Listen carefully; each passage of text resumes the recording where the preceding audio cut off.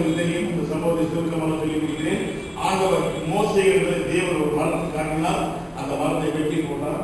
அந்த மாறா கசப்பு நிறைந்த அந்த தண்ணீர் சுவை நிறைந்த தண்ணீராக மாறினது.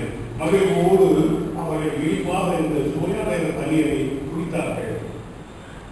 There is a similar story in the Gospel according to St. John. அதை நாம் பாடமாக வாசிக்கப்படவா கானா ஆஃப் கலி.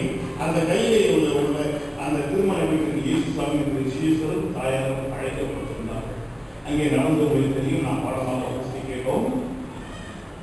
அங்கே திராட்சரசம் குறைக்கப்பட்டது. This matter was reported to Jesus. உடனே ஆண்டவர் என்ன செய்தார்? வேலைக்காரரை அழைத்து தண்ணீரை நிரப்பப்பட்டு கூட அவர்களுக்கு திருப்பி ஊற்ற அங்கே தண்ணீர் ரசமாக மாறினது. சுவையுள்ள ரசமாக மாறினது. அந்த colourless odourless tasteless water became a sweet and அது ஒரு ஃப்ளேவர் உள்ள ஒரு ரசமாக மாறினது. நிறமற்ற குணமற்ற சுவையில்லாத தண்ணீரை ஆண்டவர் மாற்றினார்.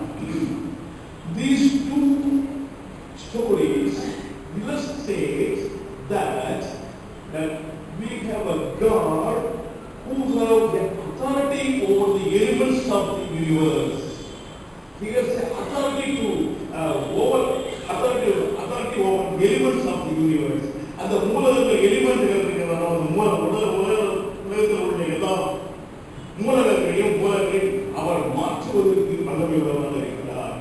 அப்படிப்பட்ட வல்லமையுள்ள தேவன், He can change you, He can change me, He can change us. உங்களையும் என்னையும் மாற்ற விரும்புகிறார்.